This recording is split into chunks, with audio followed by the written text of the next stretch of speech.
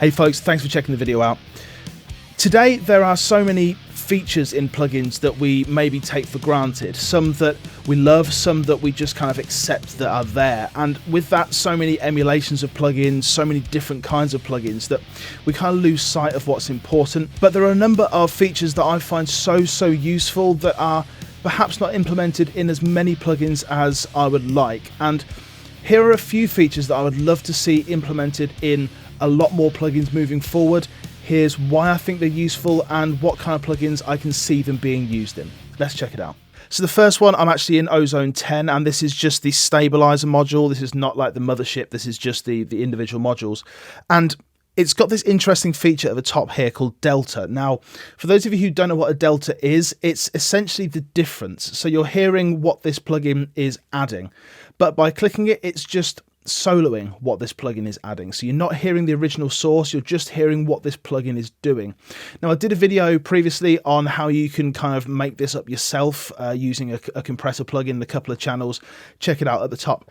But I feel that this could be so useful in so many ways, in anything that is creating kind of dynamics, anything that is shaving something off the top, or equally adding something to the top of a peak. Or really, you could do this in EQ as well. You could just hear exactly which area you're adding stuff to. So you can solo bands in plugins, but I kind of feel like this delta is going a little step further. Let's check it out. So I've got this on an overall mix. It's like a gypsy jazz kind of thing. Let's just take a listen to it. I've got this on the folk setting, and what this is going to do is just shape the EQ curve and kind of the transient response of my track and make it fit in a little more in that kind of folk genre. I'll show you what it's doing. So I'm just going to press play and then bring this amount slider up.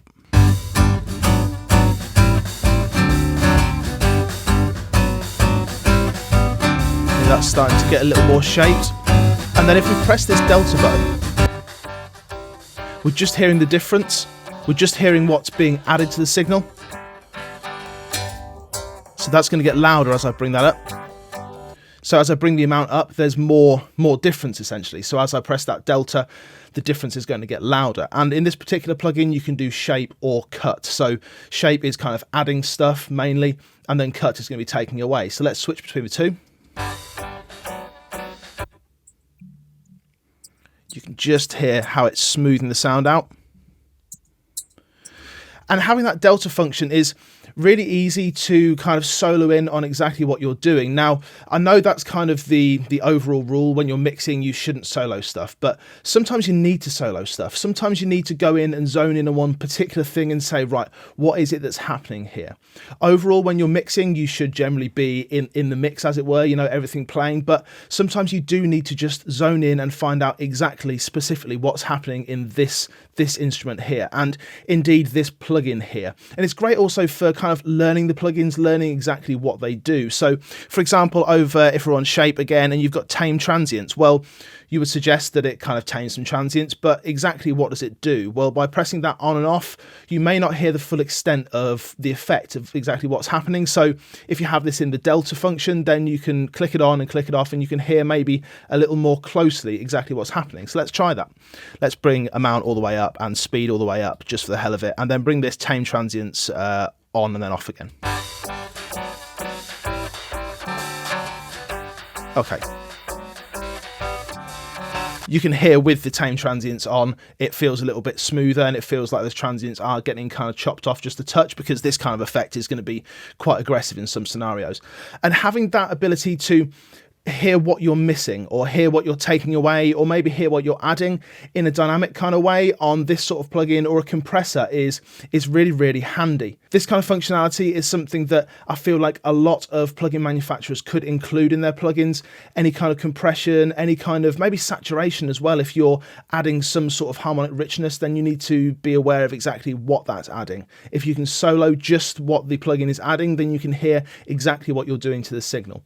I think that's really useful and something that I'd love to see in more plugins moving forward. So while we're on the subject of transients, another thing that I find really useful is multiband everything. And I find this really useful in Neutron 4. So this is not an advert for iZotope plugins, but I feel that some of the features that they add into plugins are kind of really good and really handy. I'm going to go into some of the plugins in a moment though, but just for now, this is the transient shaper within Neutron. And in everything in Neutron, if you go to a gate, if you go to obviously an EQ, if you go to a compressor, whatever it is, you can do multiband stuff. And I don't feel like that's utilized enough because it's such a handy feature, and depending on what kind of music you're doing, you're really going to feel the benefit of that. So in this track, I've got this transient shaper on a guitar, and typically a gypsy guitar would be really choppy. So I want to add some transient kind of stuff to it, but I don't necessarily want to do it in the bottom end. I just want to do it to the top end. So as I click that plus, it just creates a new band. I can create a new band in the top as well. I can create any kind of bands in these three areas and then just drag these around so that I'm just affecting that specific area. So for a transient, maybe I want to just have 2 bands and I want to go for, I don't know, maybe like 500-ish upwards. And let's bring up the attack on just that area.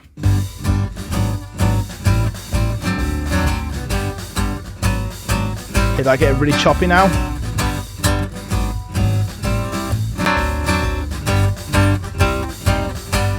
It's really attacking. And then equally in the bottom end, we could bring the sustain up if we wanted to, get a bit more body into the guitar.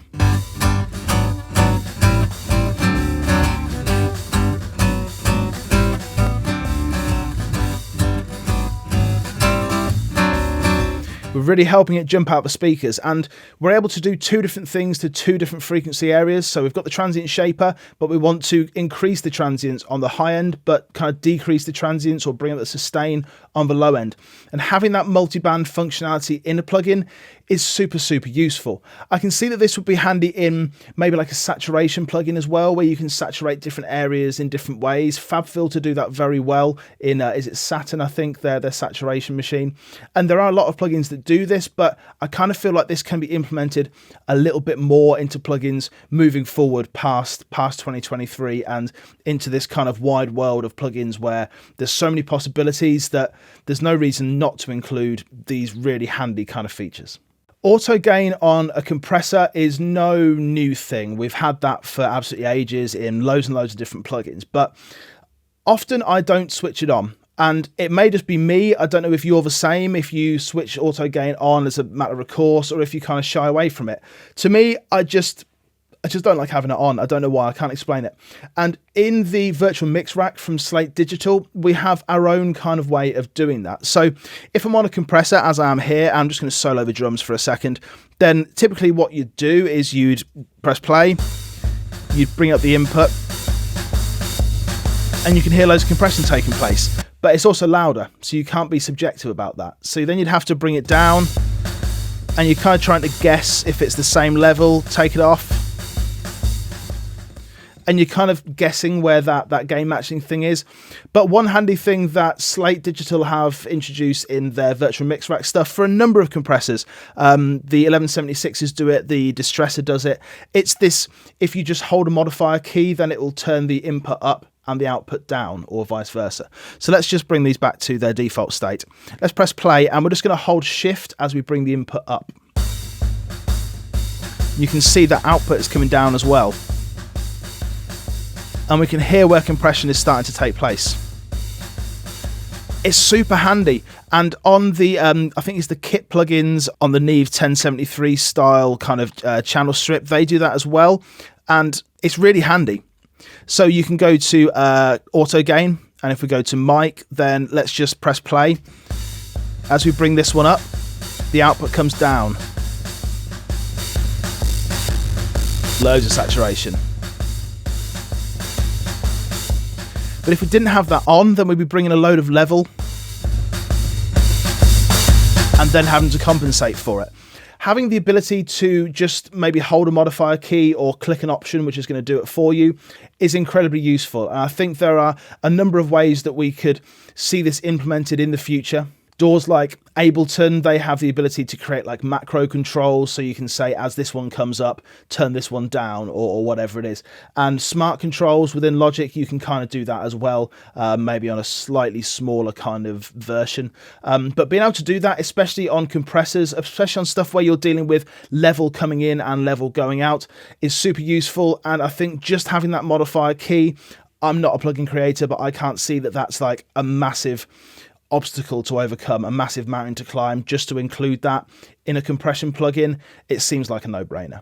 So on the subject of Slate Digital, I'm a big user of the Infinity EQ, and people have been talking for ages on forums, on pages, about dynamic EQ and how it was meant to come in a few versions ago, whatever. By the time you see this, maybe it has come on, but for the time being, as I'm writing this, it hasn't. So dynamic EQ, or dynamic elements in a plugin, is really handy. So dynamic EQ, for those of you who don't know, is we have the ability to EQ something if. So we only EQ something if it passes the threshold, or we EQ it until it passes the threshold, and then we don't. We EQ it up when it passes the threshold, or we EQ it down, however you want to do it. And this idea of dynamics, whatever the word is really interesting in plugins. There was one, again, from Isotope, Dynamic Delay, which I found to be quite an interesting plugin, where you had essentially two delay engines, and when the sound reached a certain level, it would go through one delay, and when it reached another threshold, it would go to another delay. Dynamic Delay, I think that was called.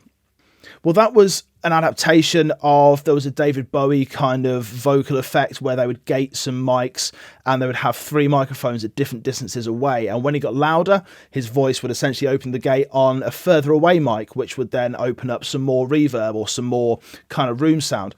And this kind of dynamic thinking is really interesting.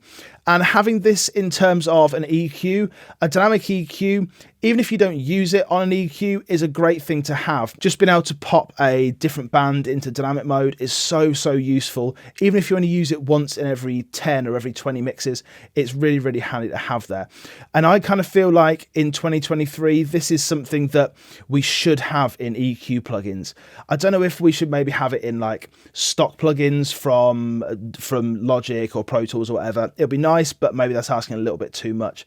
I know FabFilter, their Pro Q3, that people rave about this plugin and how it has these dynamic functionalities as well as loads of other functionalities. And I kind of feel like dynamic EQ is such a step from normal EQ, and it's such a great thing to be able to have. It would be beautiful to see this used a bit more. But think about this in terms of like saturation. So if it reaches a certain threshold, then it goes into another saturation type. You could have this being like a tube saturation at a certain level, and then when it reaches that threshold, it goes into like a full-on kind of diode slam or something like that. It's an interesting way of thinking, and this whole dynamic movement within a plugin would be a really welcome feature in any plugin moving forward. Lastly, I want to talk about how we see stuff in plugins, how we see our own audio going through a plugin, but more importantly, how we see other audio in our session coming into a plugin. Now, I've spoken a bit about Isotope stuff here. I'm going to speak about it again because tonal balance control is a really interesting one, where if you don't know what tonal balance control does, it doesn't actually change your signal, it just tells you stuff about your signal. And you can switch to, here I've got it on folk, and it will tell you kind of which ranges are in the target area and which aren't from a frequency basis. So if I just press play, these lines are kind of where it sits at the moment, and this is where it should be sitting. So my bass is a little on the, a little bit too much, but my low mids are way below where they should be. The high mids and highs are kind of there. But this actually includes another functionality that you may not have looked at before, and it's down the bottom here, select a source. So any Isotope plugin that is within this, we can take a look at. So let's just take a look at bass, for example, which has got Neutron on it. So if I just press play, I can see what's going on here, and I can see that this is the area that is causing all the problems. I can see, because the bands are the same, I can see in this plugin that this is an issue. Well, where is that an issue? Because I can see another source within this plugin, I can see that that's the issue. Now, I know that we can do this in plugins like TDR Nova is one that I use a lot, a dynamic EQ, where when you bring a sidechain in, you can see it in the graphical display. That's really handy.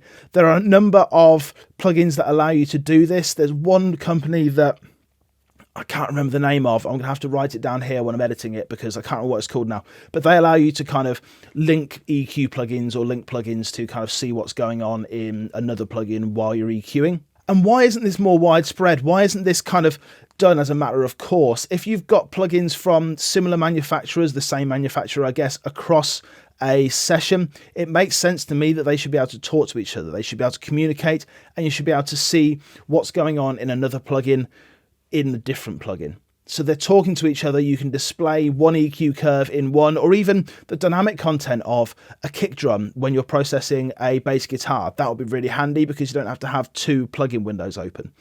I feel like some companies are kind of missing a trick there. It would be so handy to do it. The plugin manufacturers that are implementing it, bravo to you. The ones who are thinking about doing it or are still yet to do it, I think it needs to be done. Thanks so much for checking it out. These are just my thoughts about 5 things that I love to see in plugins that kind of put a smile on my face when I do see them. What is it that you love to see in plugins? Please do let me know in the comments. Is there anything that you think hasn't been, any stone that hasn't been unturned by any plugin manufacturer yet?